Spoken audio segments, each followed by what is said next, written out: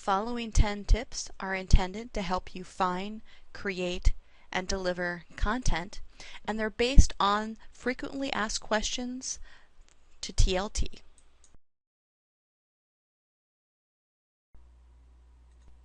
So this tip is how to do a screenshot on your PC or Windows machine. So I have some images that I found on the web, and I just want to do a screenshot of this. So I'm on my keyboard, I'm going to hit at the Control and Print Screen buttons. Then I'm going to go down here to the bottom, my Start, and select Paint. And this is something that will be automatically installed on your campus computer. I'm going to click on Paint. I'm going to go up here and hit Paste. And there you go. You can see all of those images. At the very top here, I can go ahead and select Save As, save that as a JPEG, and save that onto your computer. And now you have a screenshot. If you don't want to save it, what you can do is use Select. When you click that, you're going to get some crosshairs, and then I can go ahead and select the entire screen or maybe just pieces that I want. And now you can see I've got copy, so I'll hit copy, and then what I could do is paste this into a Word document or a Google Drive. This next tip is taking a screenshot on your Mac, and when you do that on the Mac, you do have a variety of options, and so they're all listed here.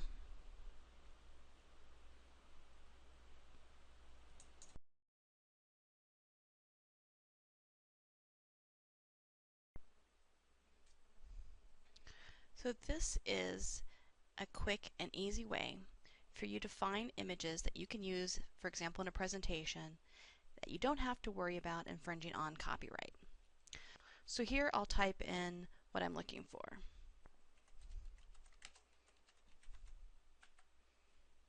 So I've done that, and now I'm going to go up here and click on Images.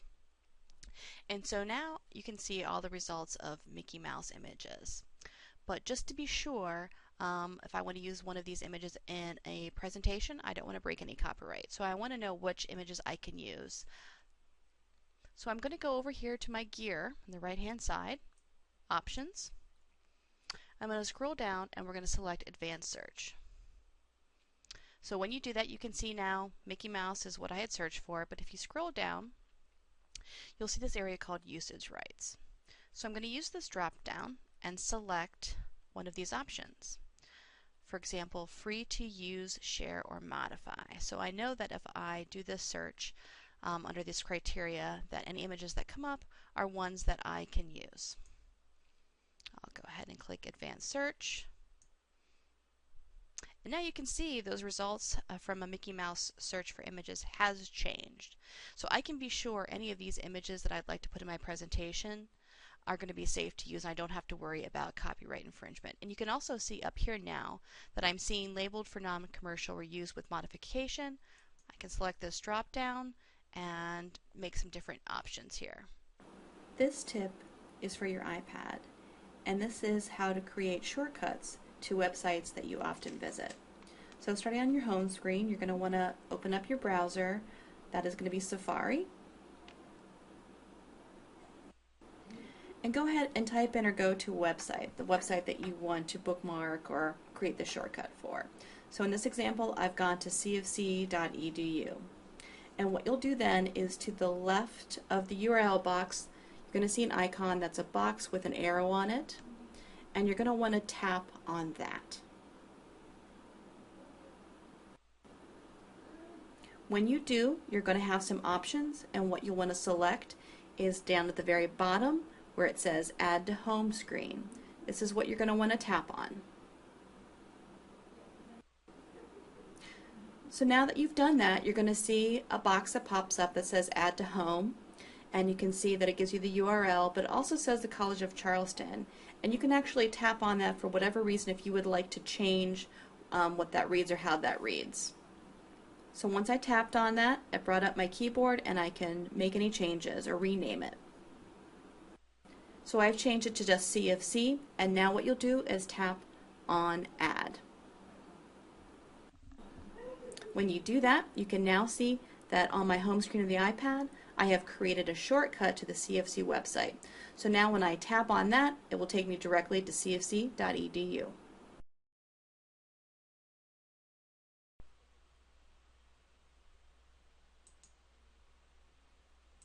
This next tip is how to open a zip file on an iPad. So you may or may not know that you cannot open up a zip file on an iPad as is, but there is an app called File App, which is free, that will allow you to open zip files on your iPad. So the first step is to actually access a zip file, and there's a couple ways that you can do that. You could email it to yourself, and then on your iPad open up the email and click on the zip file then, but do keep in mind that it can be difficult and maybe not advised to email yourself such large files. So what you can do is either put it in Dropbox or Google Drive. If you do that, please note that you do not want those zip files to contain any sensitive information. So in this example, I've taken a zip file and I've saved it in Dropbox, and you'll see that here in my Dropbox. And when I click on that, you'll also see that Dropbox is telling me that it can't load this file. This can't be viewed. So what I want to do next is open this zip file in the app called File App. So to do that, in the very top of the iPad, you're going to see an icon that's a box with an arrow, and I'm going to tap on that. When I do that, you'll see Open In, and you're going to want to tap there. Now I have the option to open in File App, so I'll tap on that. So after you tap on that, the File App will open, and now you're going to see your zip file from Dropbox. You'll tap on that, and when you do, you'll get the box or the prompt that says Open Zip File, and you're going to want to select Unzip. So now you're going to want to tap on the folder, and when you do that, you should see all of the files that were contained or saved in that zip folder. So now if you want to actually utilize those files, you can go ahead and either put them or open them in Dropbox, again where we started, or in Google Drive. So for this example, I'm going to select Open In, and I'm going to select Dropbox.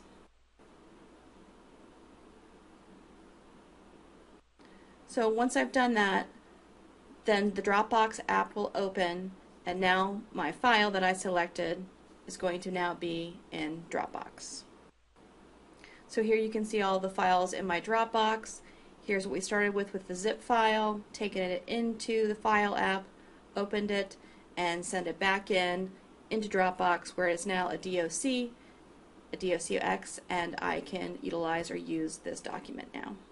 If you wanted to send it into Google Drive, it would be the same process. You would have clicked or tapped on Open In, but instead of selecting Dropbox, you would select Google Drive. Google Drive will open, and this is what you'll see. It'll ask you if you want to upload the item. You'll just tap Upload, and it will go ahead and upload it into your My Drive. Suppose you want to digitize a magazine article. You could spend hours retyping and then correcting misprints, or you can convert all the required materials into digital format in a couple minutes using a scanner, and then using optical character recognition software, or OCR. And OCR is going to enable you to convert different types of documents, such as scanned paper documents, PDF files, or images captured by the scanner, into editable and searchable data. If you're interested, you can see that there are 6 very easy steps to doing this using Adobe Acrobat Pro 10. And this is a tool that we do have available in the FTC, which is in room 323, JC Long. So if you're interested in learning about this, please feel free to stop by, and an instructional technologist can help. Another tip for creating content is merging multiple PDFs into one file. And there are some options available to you. So this is a great chance for you to check out the TLT blog. That's blogs.cfc.edu/TLT. And you can see we actually have a post that will instruct you on different ways to merge multiple PDFs into one file. And we have a couple of options depending on what operating system you have. So for Mac people, we have something called Combine P. So for Mac users, so for Mac users, there's an option called Combine PDFs and also Mac Preview. And then for both Mac and Windows users, there's something called Qt PDF. So again, to learn more about any of those options, please visit our blog. So another tip that involves PDFs is if you have a Word document, for example, that you want to convert into a PDF, and for whatever reason your operating system does not allow you to do that. I have two free resources for you. You can find at qtpdf.com, and it's the Qt PDF Writer, and this is a free download.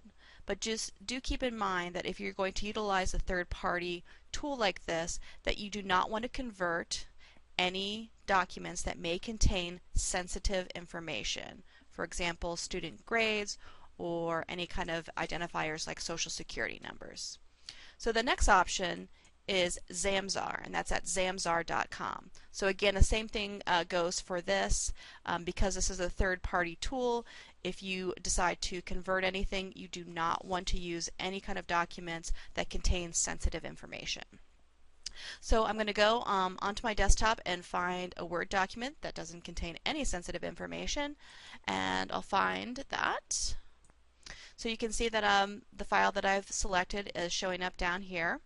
So in step 2, I'm going to select the format that I would like to convert it to, in this case a PDF. So in step 3, I'm going to put my email address, and step 4 is convert. And so what's going to happen now is I'm going to get an email, and as you can see here, I've received an email, and I just click on the link, and that will download a copy of that converted file.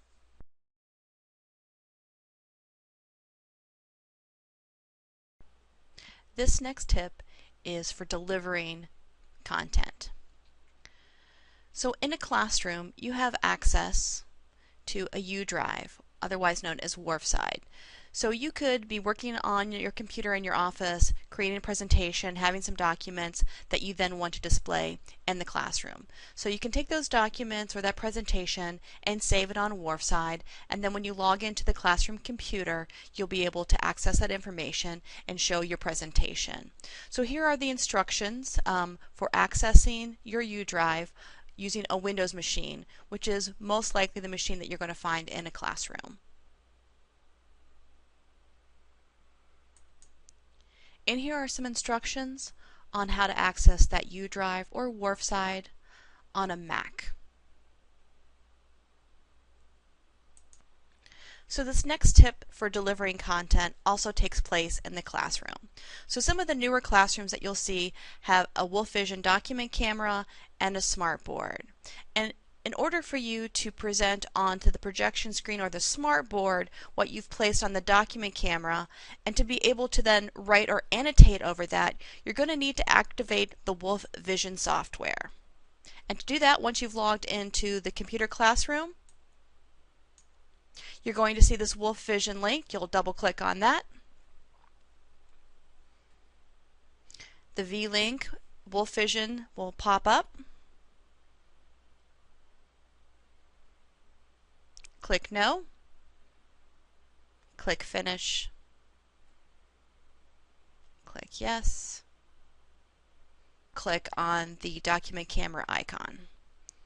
And you're ready to present or deliver your presentation. And this last tip is for find, create, and deliver. And that is to contact TLT. If you have any questions or would like any other tips or to review any of these tips, please contact your instructional technologist.